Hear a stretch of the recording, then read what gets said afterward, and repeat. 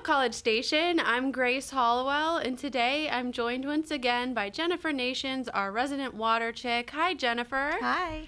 I am excited you're here. The last time we had you on, I believe we were talking about irrigation and tips for that. But we are here today to talk about drinking water. Correct. Which is kind of a hot topic these days. And you do a lot of work to ensure that our drinking water is safe and that our residents know about it. Yes. You know, August is when we have new people move into town and they say, oh, this water feels different, it tastes different, therefore it must be contaminated. Let me go to social media and ask. And but also August is Water Quality Month, and it's also right after we release our annual drinking water quality report, which states that the water is actually not contaminated, and here's everything that we tested for. So let's kind of break down what is in the report and why those facts are important. Yeah, there are a lot of facts in the report. It's in about, 90% of the report is verbatim, like dictated by either the Texas Commission on Environmental Quality or the Environmental Protection Agency, like you must say this word instead of that word. So if something is naturally occurring, what's in the report has to be erosion of natural deposits, which like nobody understands that.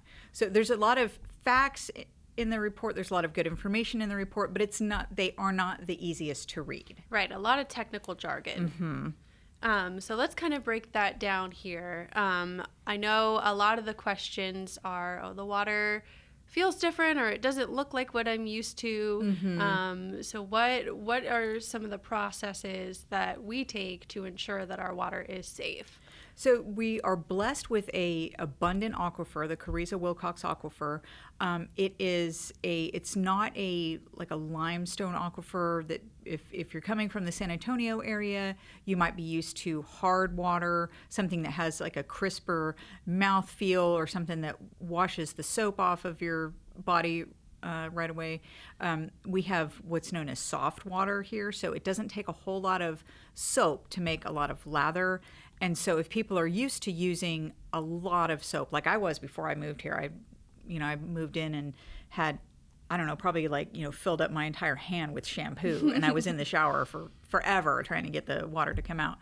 But so soft water will make a lot of suds. It's not going to strip your skin of the natural oils like hard water will. So it might feel a little bit more slippery, or your skin might not feel like you got the soap off, but you did.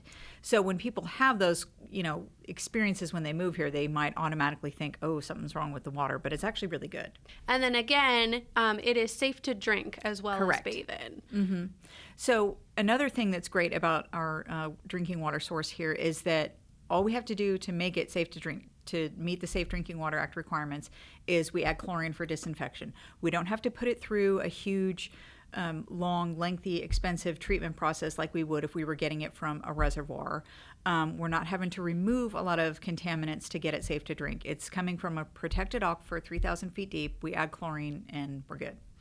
And as far as the water quality report, like we mentioned, it is a lot of technical jargon, but it is available for our residents to read on our website.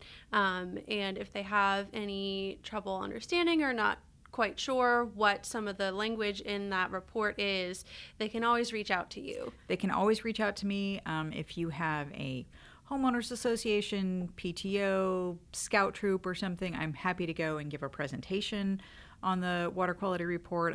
And we've done some videos with KAMU to help promote the availability of the report and our source water protection. Regarding your other question about sampling, one of the things that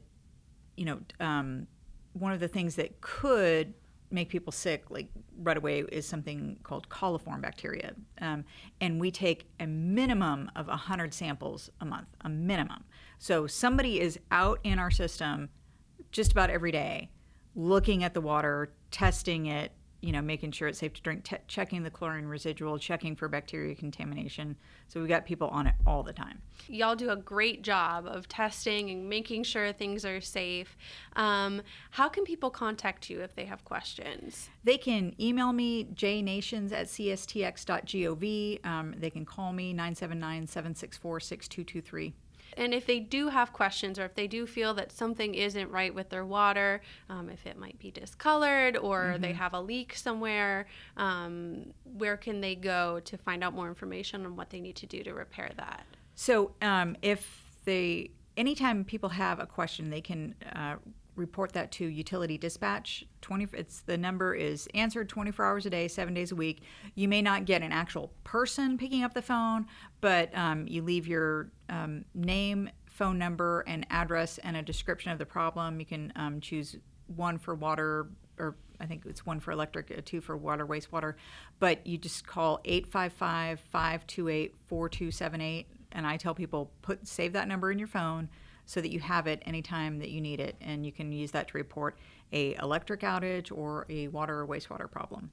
Yes, and don't be afraid to ask questions. Even if Exactly. if there is no problem, it's better to be safe than sorry, and that's what our team is here for. Mm-hmm. And we do respond. We get questions all the time, and we do respond to questions. We're happy to get questions. I'm especially excited when there have been times where I had like a typo or something in the drinking water quality report. I'm not excited about having typos, but sometimes people have called me and said, hey, there was a typo in this paragraph here, and I'm like, you actually read the report. This is great.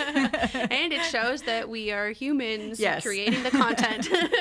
Yes. Alrighty, well, thank you so much for joining me Thank you. today. And that's what's up.